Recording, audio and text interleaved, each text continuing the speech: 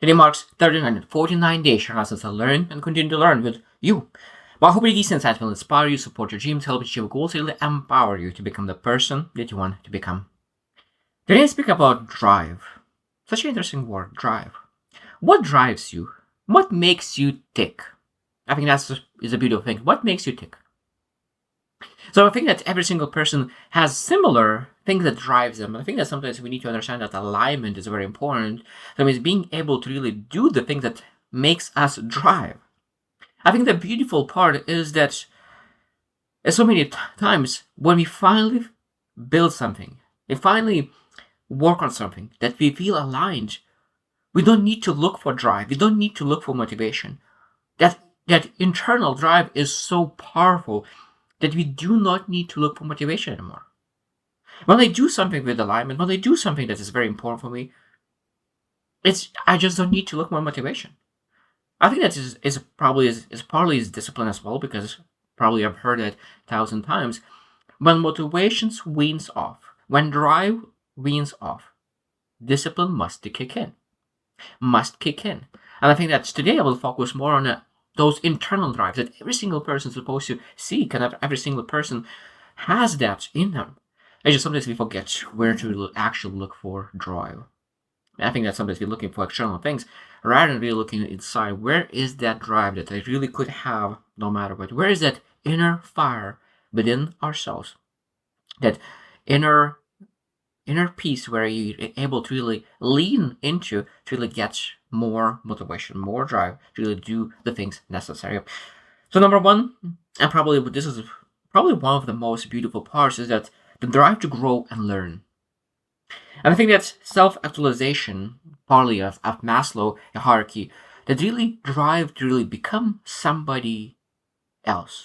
At the same time, maybe improved version of you. I think that it doesn't matter what you seek, because as I want to really speak as that drive, grow and learn. It doesn't matter what you seek. Doesn't matter. You want to be the best father. You want to be the best mother. You want to be the best business owner. You want to be the best employee. It doesn't matter which area you are trying to really pursue. There is growth and learning. Even if you want to be like a farmer, like it doesn't matter which field you choose, there is growth and learning. You want to have better relationships, growth and learning. You want to have inner peace more, growth and learning. It doesn't matter what it is, it's growth and learning will improve whatever you want. Finances, growth and learning. Relationships, growth and learning. Health, growth and learning. Wealth, growth and learning. Spirituality, growth and learning. And that's this beautiful part. It means that when we look into our most important key areas, how much do we grow and how much do we learn? I think that's a beautiful question, because that's supposed to be drive. Because I think that sometimes people don't feel the drive. They don't feel the drive because they do not focus on things that truly matters. I think that sometimes we're able to ask, is that truly meaningful? Is that truly matters? And I think that when you answer that question, when understand is actually really important for you specifically, not for someone else, for you specifically. Because then say that, is that important? You can say yes. But is that important for me? You potentially can find that is no.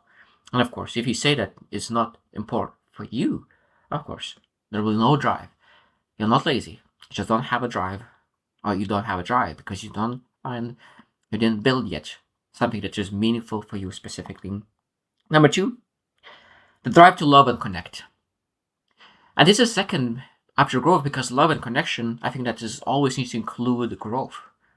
I think that probably one of the best things is that the person you came into a relationship will not be the same person in the relationship. Because we need to really grow, because every single person is different. So that means you need to adapt, you need to change, you need to improve. If you're not improving, that means that relation is not that important as well, because we need to adjust. You're not supposed to say, you need to accept the way I am. It's unconditional love, I understand it. But even though with unconditional love, we need to seek growth. We seek the best for that person, the person that we love, want the best for them. So if they have some traits that is not helping them, we want to make sure that they are able to improve that. So love and connection is something that drives us to really be better. So this is a drive to really connect, to have that belonging, I think that is a beautiful thing when we are able to really say that I have someone to really depend on. I might feel accountability. I have a responsibility. I respond with ability to really help my friends, my family, my kids, my parents, to make sure that I have that love and connection. I think this is a beautiful drive. So that means we do everything, health, finances, spirituality, just to be able to really have more love, more connection with people. Because I think that I was when I was looking at a lot of different values, leadership, like all the great values, because there's a massive list of values, and I was thinking, what word really represents majority of those values? And that is again love and connection and family, because in that family, there's so many things could come: growth and learning. There's leadership. There's empathy. There's so many great values are coming just into love connection, and that's the drive to become better in those things. Number three is the drive to create and contribute. I think this is an amazing drive. I truly believe, I truly believe that every single person on earth is built to serve and add value to other people. I truly believe that every single person is gifted. It might be that some people have less gifts, some people have more gifts. I agree that some people are a little bit more gifted, some people are less gifted. But every single person has gifts. One person has 10 gifts, another person has one gift. But every single person has a gift. And now that means that if you have one gift, another person has 10 gifts, and they will say like, oh, I'm not able to work on my gift because he has 10 gifts, I have only one. It doesn't matter how many gifts you have, how many other person has. What matters is what you're able to do with your gift.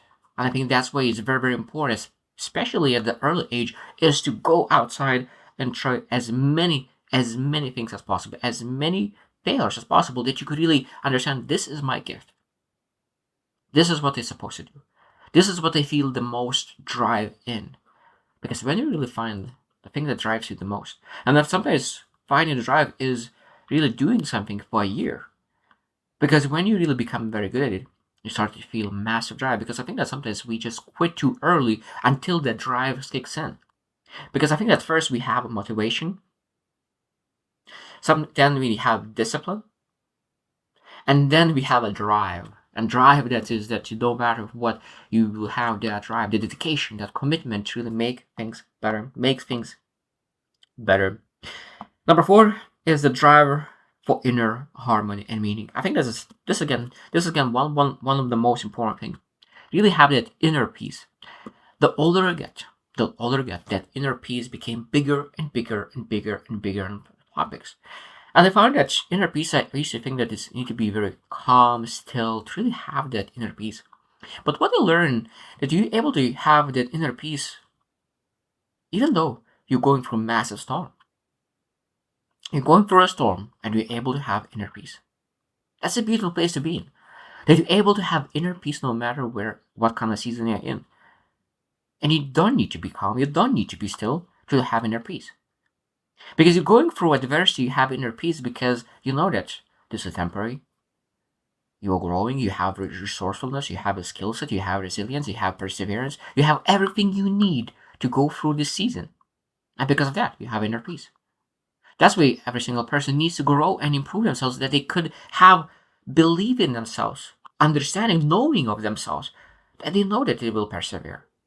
I think that is such a key aspect of really success, really inner peace. But this is inner harmony is a lot of times we need to look into what is the meaning. And partly is that I mentioned that we need to really be serving other people. And that's where true fulfillment, true meaning is coming from. And everything what they share is so intertwined. So intertwined, growth, connection, love, really serving people, contributing, creating things.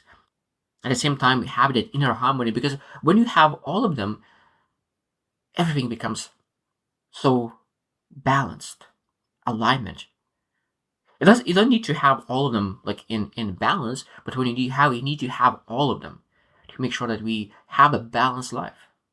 Because what one person needs to have feel balance, the other person doesn't need. And I think that obsession of going after things, I think that's again could create a balance in life. Obsessive behavior could create a balance. What I mean by that is that if I have a massive drive for something, so being obsessive about something will create a balance, and I feel inner harmony because I do what I'm drived, what kind of drive I have. So basically, I do what I'm aligned to do. That's why when people say, "Oh, you're just too much," it's not too much for that person. Now, could it be that too much that that person could be giving up and paying too big of a price? Yes, it could be. But I think that we're not supposed to be afraid to really do the work if we feel like doing it. The last one, number 5, I want to mention is that the drive for agency and freedom. So every single person, again, this is how intertwined is that every single person has freedom to choose, autonomy to choose the way how to live. What is their alignment will be not someone else's alignment. That is such a big and massive topic because I used to connect with a lot of different great mentors, businesses, coaches, and I used to really admire them, aspire to be like them, and a lot of times I used to take decisions really that I could be similar to them. Now, it's not the worst decision because you mimic the best, but at some point you kind of realize that maybe something is different between your aspiration and you. And if you don't include yourself in that picture, sometimes you can realize, oh, I'm not going where I'm supposed to go. And I think that it's very, very good to really look and understand about that person and take the best parts of it. But we need to include their best parts into our life.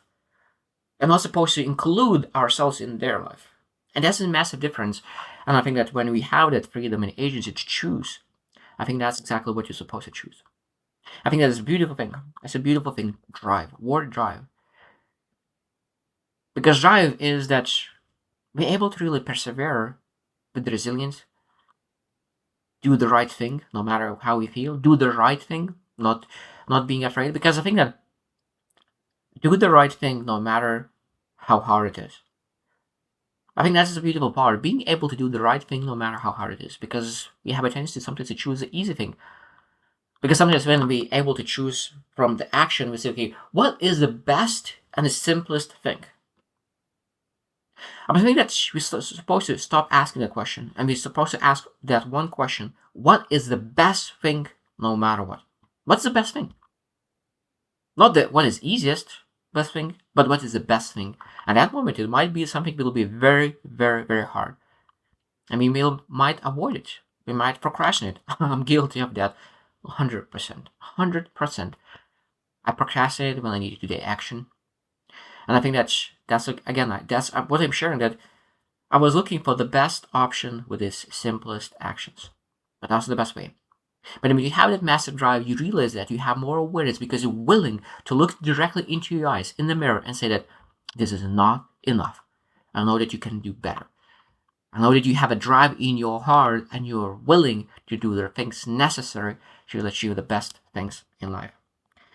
So I hope you reflect as well. What drives you? I hope you should reflect on those 5 things because every single person has different things and different balance of those things. And what are your balance? What kind of balance you are seeking just to make sure that you have harmony in your life. So I hope you choose to win and see you tomorrow.